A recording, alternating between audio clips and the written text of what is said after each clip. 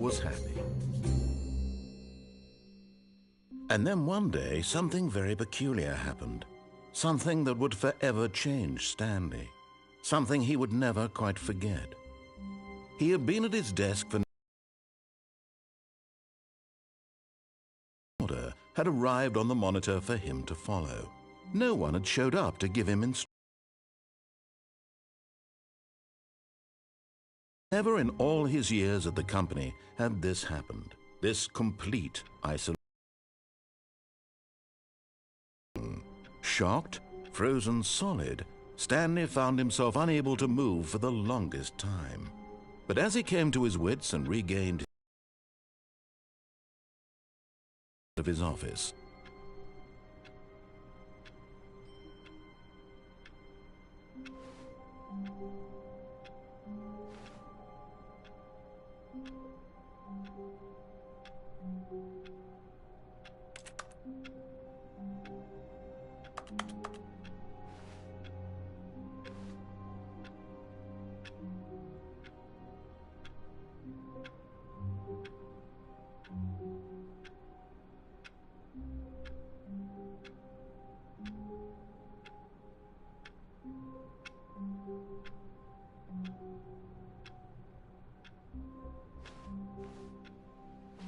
all of his co-workers were gone. What could it mean? Stanley decided to go to the meeting room. Perhaps he had simply missed a memo.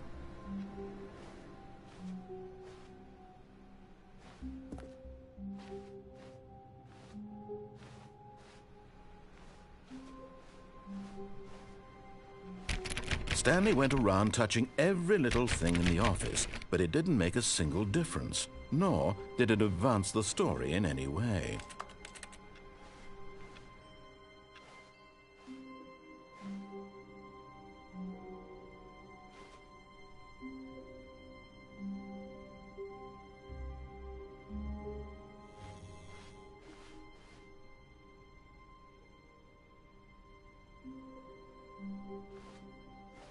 When Stanley came to a set of 2 open doors, he entered the door on his left.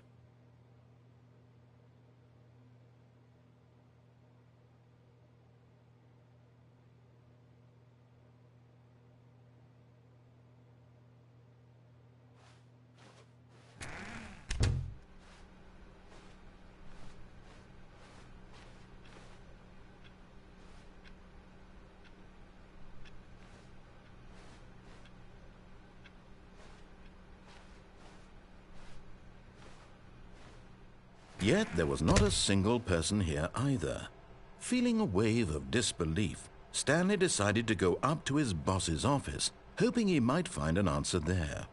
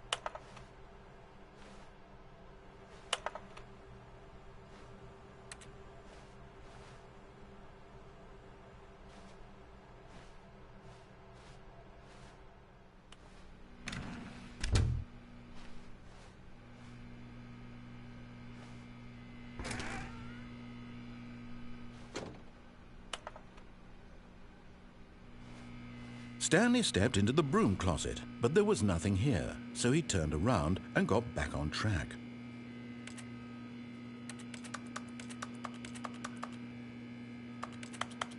There was nothing here. No choice to make, no path to follow, just an empty broom closet. No reason to still be here. Coming to a staircase, Stanley walked upstairs to his boss's office.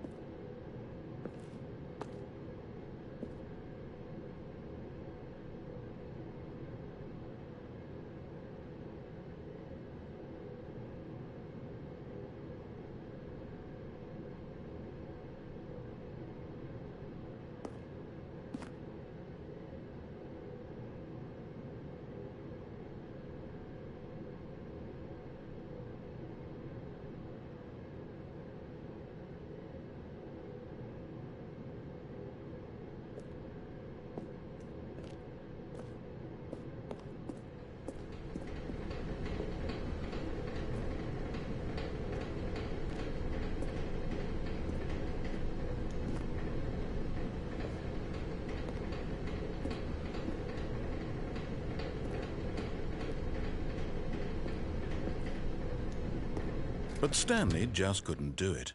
He considered the possibility of facing his boss. Admitting he had left his post during work hours, he might be fired for that. And in such a competitive economy, why had he taken that risk? All because he believed everyone had vanished? His boss would think he was crazy. And then something occurred to Stanley. Maybe, he thought to himself, maybe I am crazy. All of my co-workers blinking mysteriously out of existence in a single moment for no reason at all? None of it made any logical sense. And as Stanley pondered this, he began to make other strange observations. For example, why couldn't he see his feet when he looked down? Why did doors close automatically behind him wherever he went? And for that matter, these rooms were starting to look pretty familiar. Were they simply repeating? No, Stanley said to himself, this is all too strange. This can't be real. And at last, he came to the conclusion that had been on the tip of his tongue. He just hadn't found the words for it. "I'm dreaming!" he yelled. "This is all a dream." Oh, what a relief Stanley felt to have finally found an answer, an explanation. His co-workers weren't actually gone. He wasn't going to lose his job. He wasn't crazy after all. And he thought to himself, I suppose I'll wake up soon. I'll have to go back to my boring real-life job pushing buttons. I may as well enjoy this while I'm still lucid. So he imagined himself flying and began to gently float above the ground. Then he imagined himself soaring through space on a magical starfield, and it too appeared. It was so much fun, and Stanley marveled that he had still not woken up. How was he remaining so lucid? And then perhaps the strangest question of them all entered Stanley's head. One he was amazed he hadn't asked himself sooner. Why is there a voice in my head dictating everything that I'm doing and thinking? Now the voice was describing itself being considered by Stanley, who found it particularly strange. I'm dreaming about a voice describing me, thinking about how it's describing my thoughts, he thought. And while he thought it all very odd and wondered if this voice spoke to all people in their dreams, the truth was that, of course, this was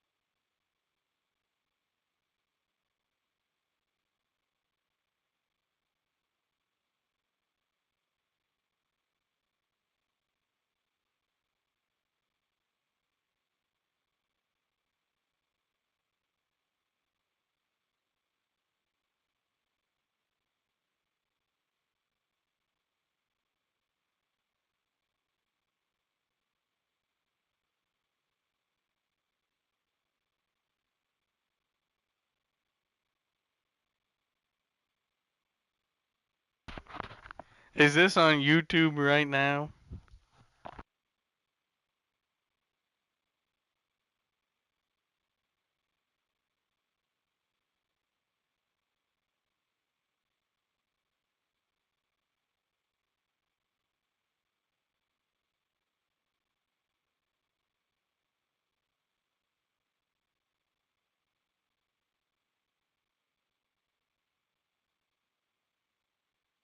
It was not a dream. How could it be? Was Stanley simply deceiving himself? Believing that if he's asleep, he doesn't have to take responsibility for himself? Stanley is as awake right now as he's ever been in his life. Now, hearing the voice speak these words was quite a shock to Stanley. After all, he knew for certain, beyond a doubt, that this was in fact a dream. Did the voice not see him float and make the magical stars just a moment ago? How else would the voice explain all that? This voice was a part of himself too. Surely, if he could just... He would prove it. He would prove that he was in control, that this was a dream. So he closed his eyes gently, and he invited himself to wake up. He felt the cool weight of the blanket on his skin, the press of the mattress on his back, the fresh air of a world outside this one. Let me wake up, he thought to himself. I'm through with this dream. I wish it to be over. Let me go back to my job. Let me continue pushing the buttons. Please, it's all I want. I want my apartment and my wife and my job. All I want is my life exactly the way it's always been. My life is normal. I am normal. Everything will be fine. I am okay.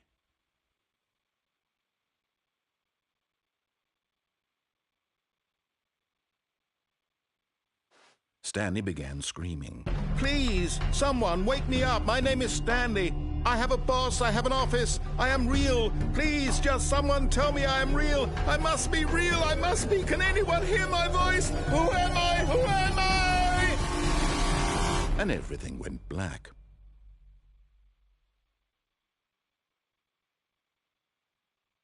This is the story of a woman named Mariella. Mariella woke up on a day like any other. She arose, got dressed, gathered her belongings, and walked to her place of work. But on this particular day, her walk was interrupted by the body of a man who had stumbled through town talking and screaming to himself, and then collapsed dead on the sidewalk. And although she would soon turn to go call for an ambulance, for just a few brief moments she considered the strange man. He was obviously crazy, this much she knew. Everyone knows what crazy people look like. And in that moment, she thought to herself how lucky she was to be normal. I am sane. I am in control of my mind. I know what is real and what isn't. It was comforting to think this, and in a certain way, seeing this man made her feel better. But then she remembered the meeting she had scheduled for that day, the very important people whose impressions of her would affect her career, and by extension, the rest of her life. She had no time for this, so it was only a moment that she stood there, staring down at the body. And then she turned and ran.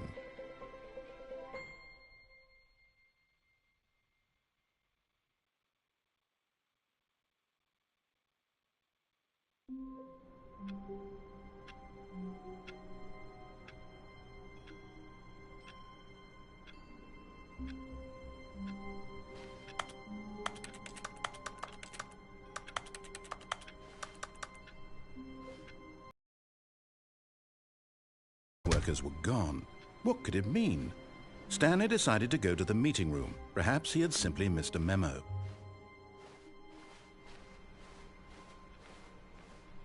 Stanley went around touching every little thing in the office, but it didn't make a single difference, nor did it advance the story in any way.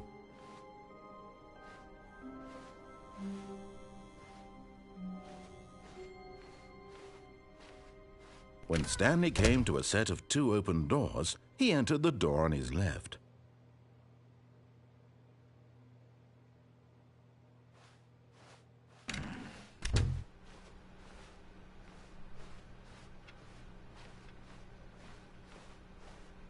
Yet there was not a single person here either. Feeling a wave of disbelief, Stanley decided to go up to his boss's office, hoping he might find an answer there.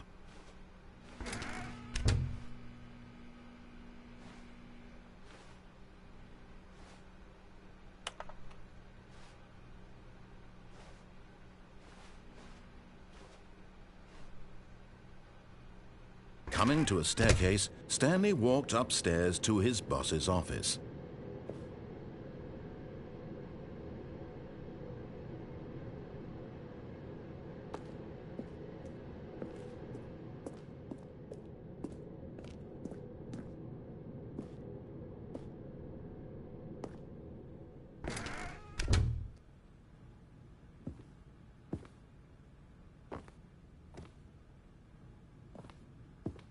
Stepping into his manager's office, Stanley was once again stunned to discover not an indication of any human life. Shocked, unraveled, Stanley wondered in disbelief who orchestrated this, what dark secret was being held from him. What he could not have known was that the keypad behind the boss's desk guarded the terrible truth that his boss had been keeping from him. And so the boss had assigned it an extra secret PIN number, 2845. But of course, Stanley couldn't possibly have known this.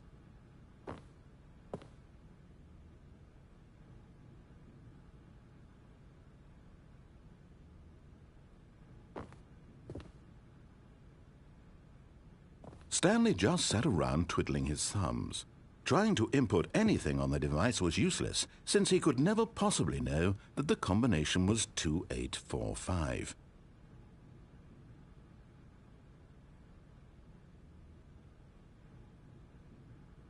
Two, 8, 4, 5.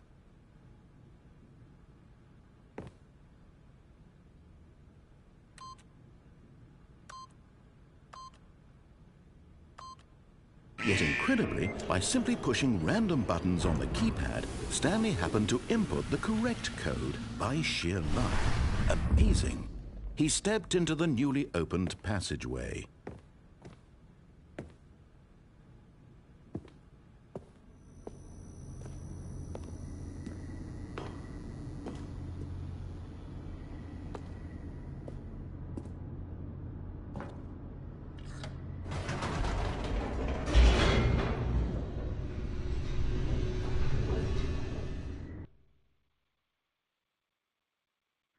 Descending deeper into the building, Stanley realized he felt a bit peculiar.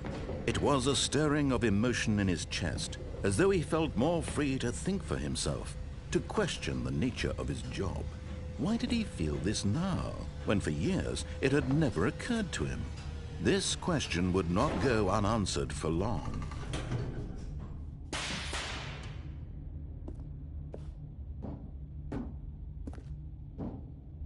Stanley walked straight ahead through the large door that read Mind Control Facility.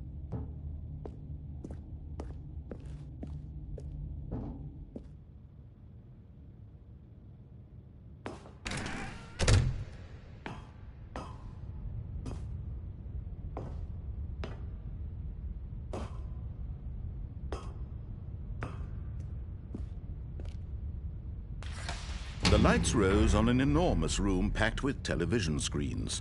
What horrible secret did this place hold? Stanley thought to himself. Did he have the strength to find out?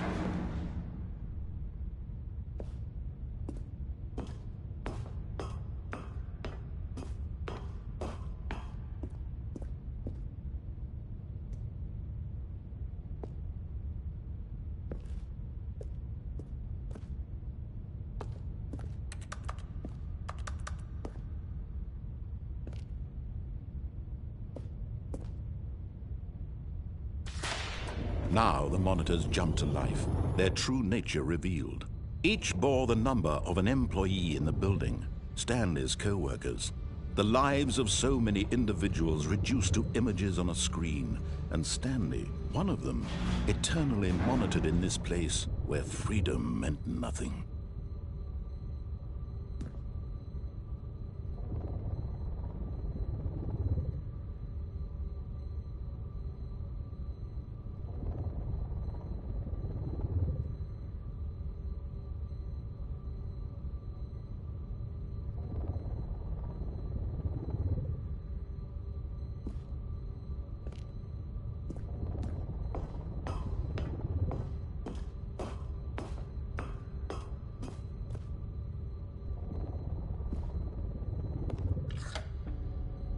This mind control facility, it was too horrible to believe. It couldn't be true. Had Stanley really been under someone's control all this time? Was this the only reason he was happy with his boring job? That his emotions had been manipulated to accept it blindly?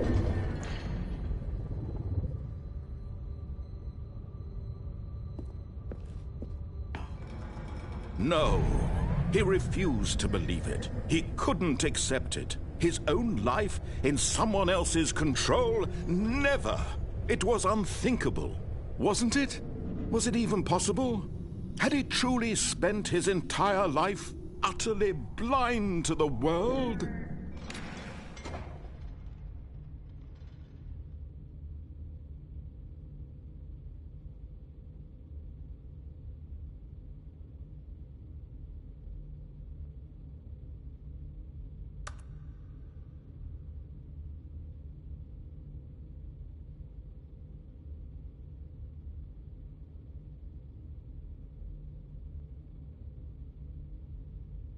But here was the proof. The heart of the operation.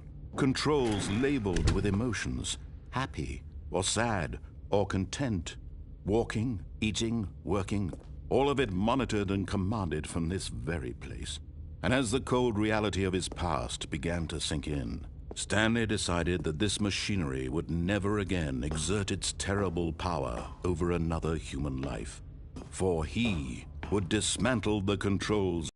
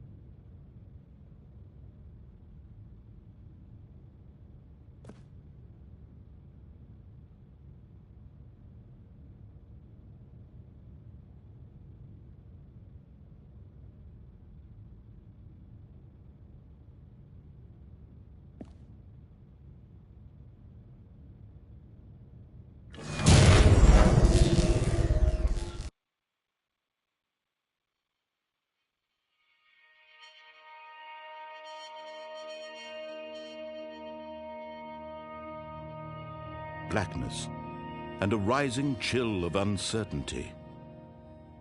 Was it over?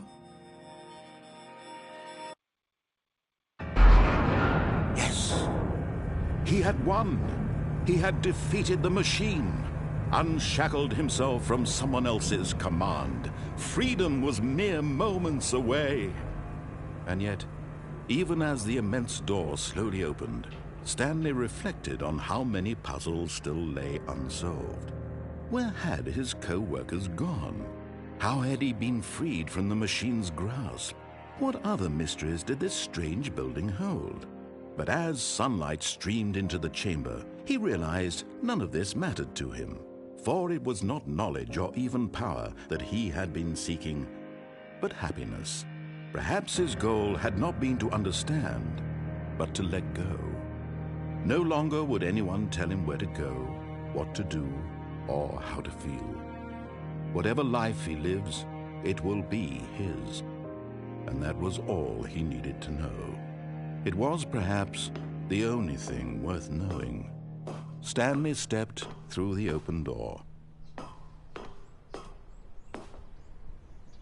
Stanley felt the cool breeze upon his skin, the feeling of liberation, the immense possibility of the new path before him.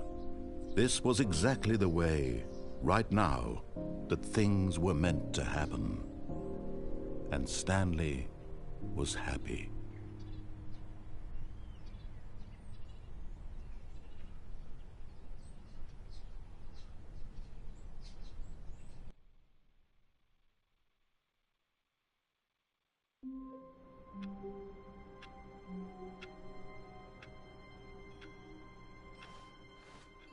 All of his co-workers were gone.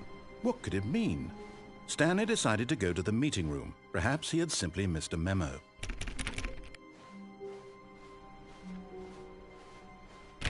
Stanley went around touching every little thing in the office, but it didn't make a single difference, nor did it advance the story in any way.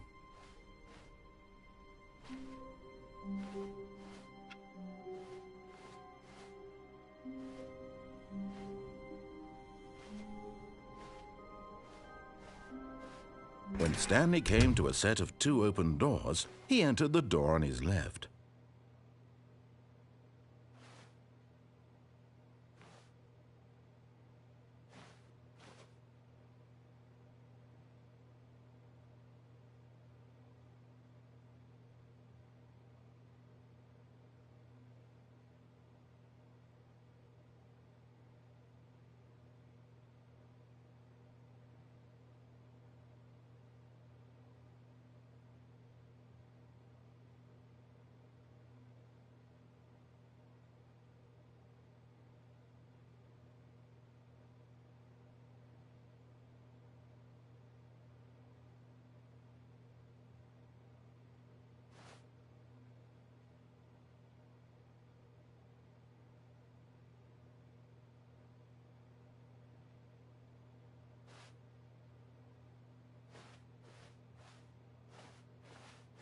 This was not the correct way to the meeting room, and Stanley knew it perfectly well.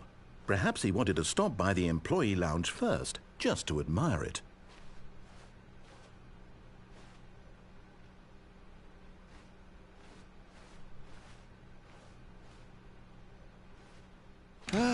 Yes, truly a room worth admiring. It had really been worth the detour after all, just to spend a few moments here in this immaculate, beautifully constructed room. Stanley simply stood here, drinking it all in.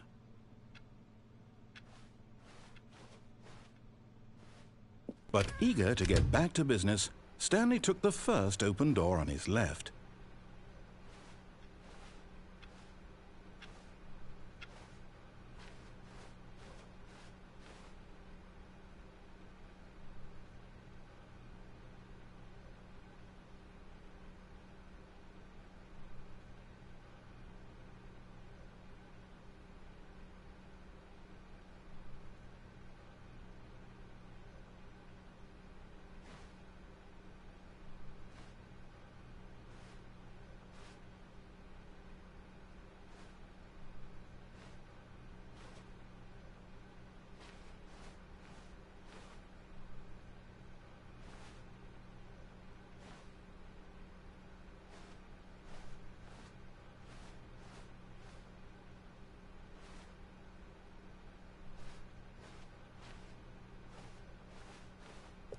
Stanley was so bad at following directions, it's incredible he wasn't fired years ago.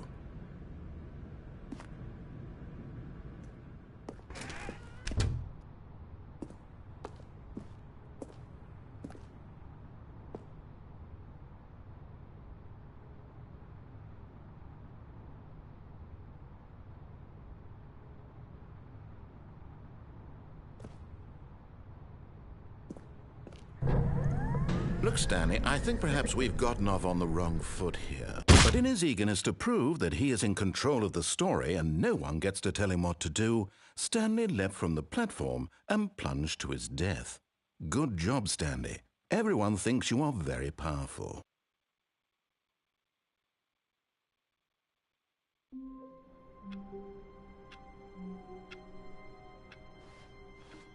All of his co-workers were gone. What could it mean? Stanley decided to go to the meeting room. Perhaps he had simply missed a memo.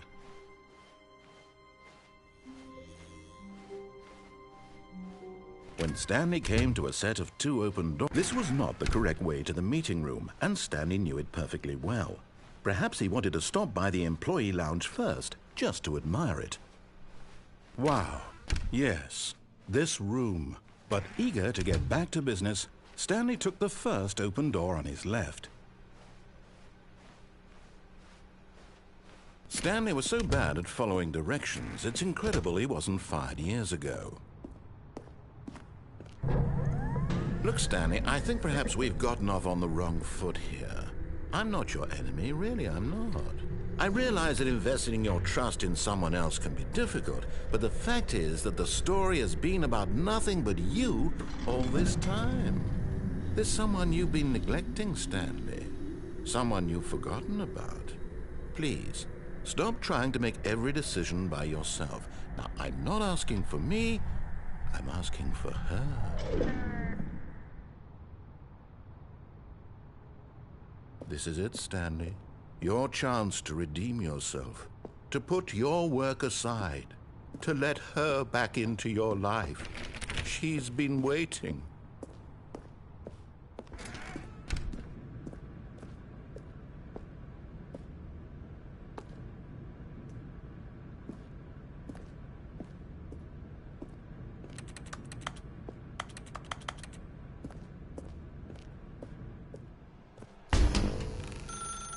That's her, Stanley. You need to be the one to do this, to reach out to her. If you can truly place your faith in another, then pick up the phone.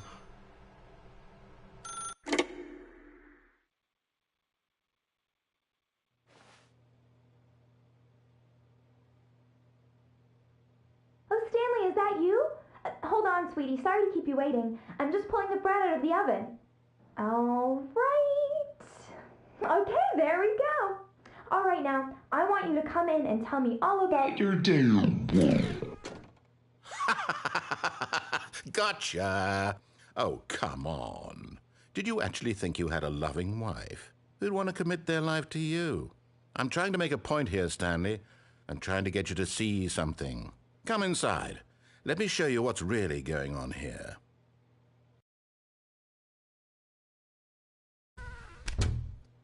This is a very sad story about the death of a man named Stanley.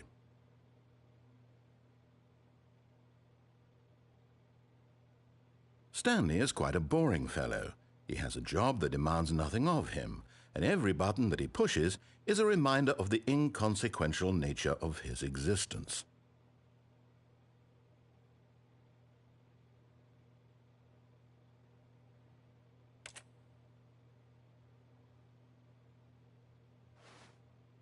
Look at him there, pushing buttons, doing exactly what he's told to do. Now he's pushing a button. Now he's eating lunch.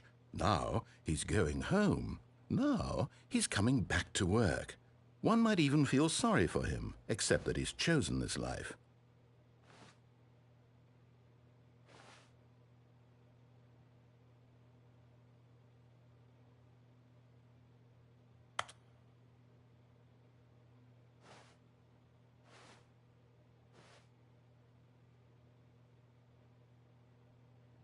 But in his mind, he can go on fantastic adventures. From behind his desk, Stanley dreamed of wild expeditions into the unknown, fantastic discoveries of new lands. It was wonderful. And each day that he returned to work was a reminder that none of it would ever happen to him.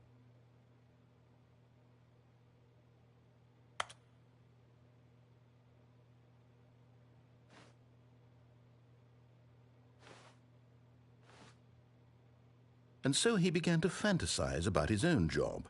First, he imagined that one day while at work, he stepped up from his desk to realize that all of his co-workers, his boss, everyone in the building had suddenly vanished off the face of the earth. The thought excited him terribly.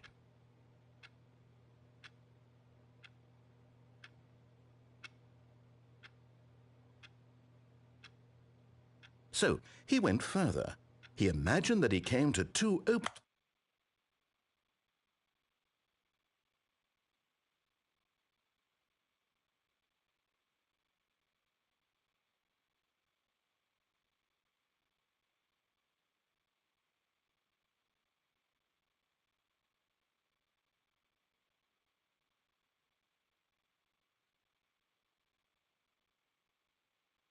doors and that he could go through either. At last, choice.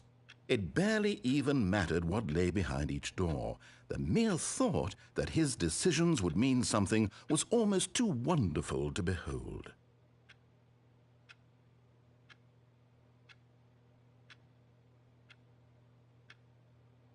As he wandered through this fantasy world, he began to fill it with many possible paths and destinations. Down one path lay an enormous round room with monitors and mind controls. And down another was a yellow line that weaved in many directions. And down another was a game with a baby. And he called it the Stanley Parable.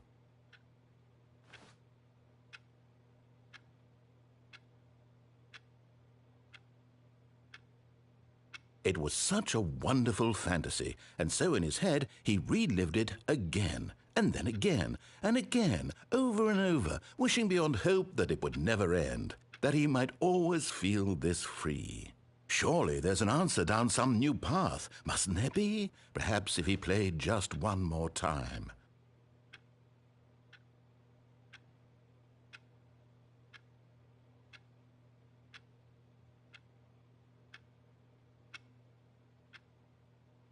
But there is no answer. How could there possibly be? In reality, all he's doing is pushing the same buttons he always has. Nothing has changed. The longer he spends here, the more invested he gets, the more he forgets which life is the real one.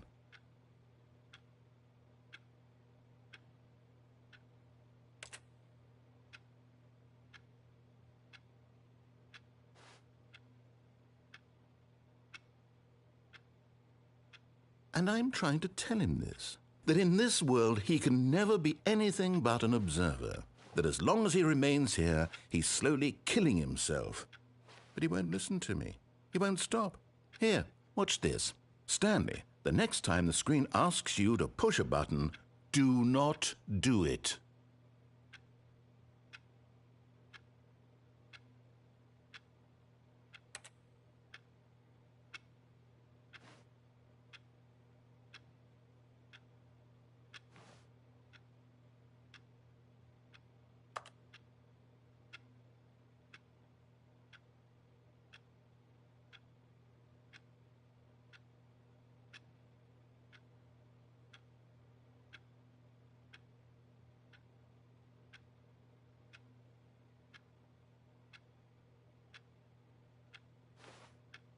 You see? Can he just not hear me? How can I tell him in a way that he'll understand that every second he remains here, he's electing to kill himself? How can I get him to see what I see? How can I make him look at himself? I suppose I can't, not in the way I want him to. But I don't make the rules. I simply play to my intended purpose, the same as Stanley. We're not so different, I suppose.